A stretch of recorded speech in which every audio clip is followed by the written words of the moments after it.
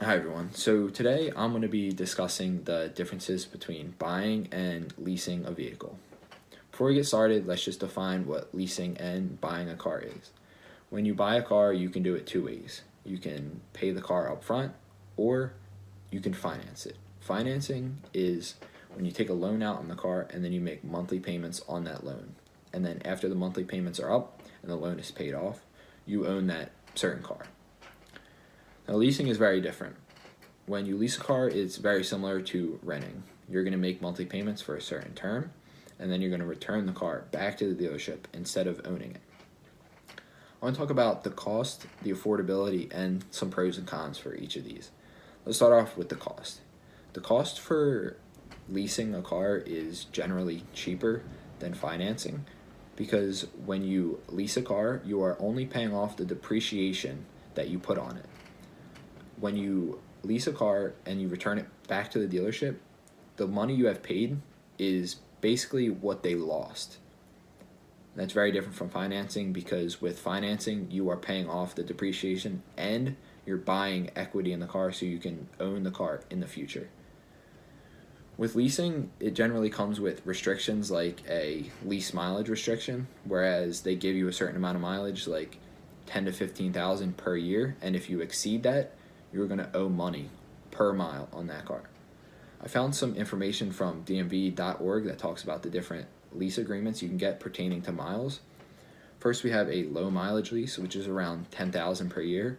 And the people that should get this one are people who want low payments and they don't need their car for a commute to work or school, or as just someone who's getting a second car. Next, we have a standard mile lease. This is around 36,000 miles for a 3-year agreement. This is for people who don't want extensively low payments, just moderately, and they don't need their car for a lot of commute, but moderate. Next, we have an extra mileage lease. The miles varies, but it can go anywhere up to 100,000 miles per 3 years. So this is for people who need the extra miles on their lease. There's some disadvantages that come with this. You can go over the mileage on your manufacturer's warranty and you'll have to pay for any repairs. You get higher payments, but there is some advantages. You avoid mileage penalties and you get less stress and you get more peace of mind that you won't go over and owe money per mile. The last one you can get is an unlimited mileage lease. This is where you have no mileage restrictions at all, but you're going to have extensively higher payments and you're going to have to pay for any extra depreciation on the car. For example, say you buy a $20,000 car from a dealership and at the end of the lease agreement it's estimated to be worth $11,000 and you bring the car back and the car you have is estimated around $9,000, you're going to owe that extra $2,000 on the car for any extra depreciation or wear and tear that you put on the car. Next, let's talk about affordability. Let's start with leasing. People like leasing because they can get an extra car every 3 years.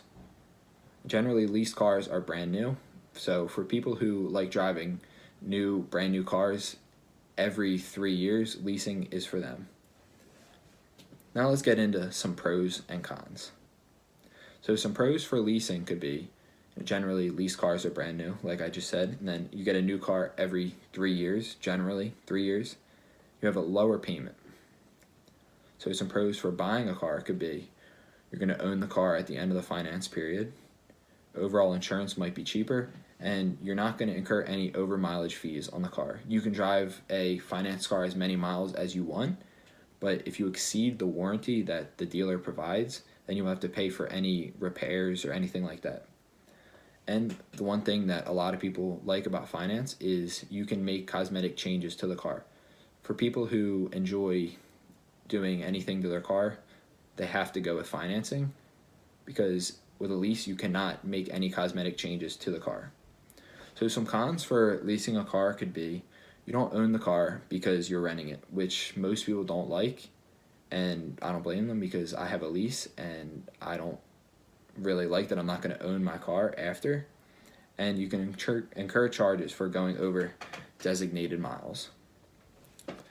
So next, let's get into some cons for buying a car. You're going to have a larger down payment because when you buy a car, you have to put a down payment on it, and then you're going to have to keep the same car for a few years. So now let's talk about what is right for you. What should you do? Should you buy a car or should you finance a car? So if you're someone who is tight on a budget, financing is generally not going to be what you want, because leasing a car, payments are usually going to be cheaper. Obviously, for every situation, it depends, but generally they're going to be cheaper, and you should buy a car if you have extra money up front and you don't need to use financing.